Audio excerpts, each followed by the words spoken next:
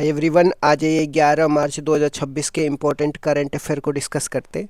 So let's get started without any further delay. प्रश्न संख्या 1 से स्टार्ट करते हैं। नेपाल के सबसे कम उम्र के प्रधानमंत्री कौन हैं? तो बालन शाह बने हैं। वे राष्ट्रीय स्वतंत्र पार्टी के नेता हैं और वे एक प्रसिद्ध सिंगर और रैपर भी रह चुके हैं। उनकी पार्टी ने 165 में से 125 सीटें जीती है। वे मधेसी समुदाय से आते हैं, तो ये भी आपको ध्यान रखना। नेक्स्ट क्वेश्चन पे आ जाते हैं। नेटो ने हाल ही में कौन सा सैन्य अभ्यास शुरू किया है? तो इसका नाम कोल्ड रिस्पॉन्स सैन्य अभ्यास है।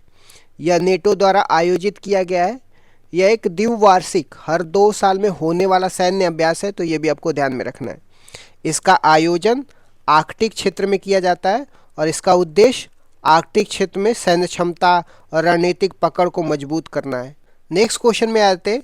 महाराष्ट्र सरकार ने ससून बंदरगाह को विकसित करने के लिए किसके साथ समझौता किया है? फिनिश कंपनी के साथ समझौता किया है। ससून डॉक की बात करते हैं तो मुंबई का एक प्रमुख बंदरगाह है और यह मुख्य रूप से मछली व्यापार फिशिंग पोर्ट के लिए प्रसिद्ध है। यह महाराष्ट्र में स्थित है। इस समझौते का उद्देश्य बंदरगाह को आधुनिक और स्मार्ट पोर्ट के रूप में विकसित करना है। नेक्स्ट क्वेश्चन पे आते हैं। 2026 इंडिया यूके अचीवर्स अवार्ड से किसे सम्मानित किया गया है?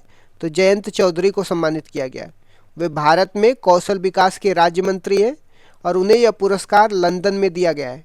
यह सम्मान रोजगार और कौशल विकास को बढ़ावा देने के लिए दिया गया है और यह पुरस्कार भारत यूके संबंधों को मजबूत करने के लिए दिया जाता है। नेक्स्ट क्वेश्चन में आते हैं। CISF ने 10 मार्च 2026 को अपना कौन सा स्थापना दिवस मनाया है? तो 57वां स्थापना दिवस मनाया है CISF ने। CISF की फुल फॉर्म की बात करते हैं तो सेंट्रल इंडस्ट्रियल सिक्योरिटी फोर्स है। इसकी स्थापना 10 मार्च 1969 को हुई थी और यह ministry of home affair of India के अधीन कार्य करती है। इसका मुख्य कार्य क्या है? औद्योगिक प्रतिष्ठानों और महत्वपूर्ण संस्थाओं की सुरक्षा करना। यह भारत के केंद्रीय सशस्त्र बल, जिसको CAPF बोलते हैं, इनमें से एक है, तो ये भी आपको ध्यान में रखना है। नेक्स्ट क्वेश्चन में आते हैं। हाल ही में चर्चा में रहा ऑपरेशन जेरिको क्या है? तो यह ड्रग के खिलाफ चलाया गया एंटी ड्रग्स ऑपरेशन है। यह ऑपरेशन मिजोरम में चलाया गया है और इसके तहत लगभग 317.30 करोड़ रुपए की नशीली दवाएं जब्त की गई है। इसका उद्देश्य की बात करते हैं तो नशे के नेटवर्क को ख़त्म करना है। यह भारत के नॉर्थ ईस्ट क्षेत्र में ड्रग तस्करी को रोकने का प्रयास का हिस्सा है। नेक्स्ट क्वेश्चन पे आते हैं। भारतीय रेलवे ने महिला कर्मचारियों के लिए कौन सा ऐप लॉन्च किया है? तो साइन ऐप लॉन्च किया है। इसे इंडियन रेलवे ने लॉन्च किया है और इसका उद्देश्य महिला कर्मचारियों की सुरक्षा बढ़ाना है। यह कार्यस्थल को अधिक सुरक्षित और सपोर्टिव बनाने के लिए बनाया गया है। इसके माध्यम से महिलाएं समस्याओं की शिकायत और सहायता प्राप्त कर सकती हैं। नेक्स्ट क्वेश्चन पे आते हैं। उत्तर प्रदेश का प्रोजेक्ट गंगा क्या है? तो यह ग्रामीण क्षेत्रों में हाई स्पीड नेटवर्क उपलब्ध कराने की योजना है। इसे उत्तर प्रदेश सरकार ने शुरू करी है और इसका लक्ष्य क्या है कि 20 लाख ग्रामीण घरों तक इंटरनेट को पहुंचाना है। इसके लिए ऑप्टिकल फाइबर ब्रॉडबैंड तकनीक का उपयोग होगा और इससे डिजिटल शिक्षा ऑनलाइन सेवाएं को बढ़ावा मिलेगा। नेक्स्ट क्वेश्चन पे आते हैं। नए क्रिमिनल कानून लागू करने में किस राज्य ने पहला स्थान प्राप्त किया है? तो उत्तराखंड ने प्राप्त किया है। नए कानून जिसमें BNS, BNSS और BSA है, यह 1 जुलाई 2024 से लागू हुए थे और इसका उद्देश्य भारतीय दंड प्रणाली को आधुनिक बनाना है। इस सूची में हरियाणा दूसरे स्थान पे है, तो ये भी आपको ध्यान में रखना है। नेक्स्ट क्वेश्चन में आ जाते हैं।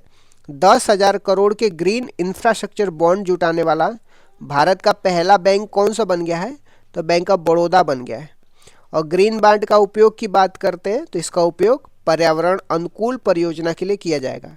इससे ग्रीन इंफ्रास्ट्रक्चर विकास को बढ़ावा मिलेगा और यह भारत के ग्रीन फाइनेंसिंग को मजबूत करेगा। बैंक ऑफ बड़ौदा भारत का एक प्रमुख सार्वजनिक क्षेत्र का बैंक है, तो ये भी आपको ध्यान में रखना है। नेक्स्ट क्वेश्चन में आते हैं। गृह मंत्रालय की ब्लू बुक किससे संबंधित है? तो यह राष्ट्रपति, उपराष्ट्रपति, प्रधानमंत्री की यात्रा के सुरक्षा प्रोटोकॉल से संबंधित है। इसे ministry of home affair of India द्वारा जारी किया जाता है। इसमें BBI सुरक्षा व्यवस्था का पूरा विवरण होता है। इसमें यात्रा के दौरान सुरक्षा एजेंसियों की जिम्मेदारियां तय होती है और यह भारत की सबसे महत्वपूर्ण सुरक्षा प्रोटोकॉल गाइडलाइन मानी जाती है। इस तरीके से मैंने कुछ इंपॉर्टेंट करंट अफेयर डिस्कस कर दिया। Thank you so much guys. Keep loving, keep supporting. Bye bye, see you.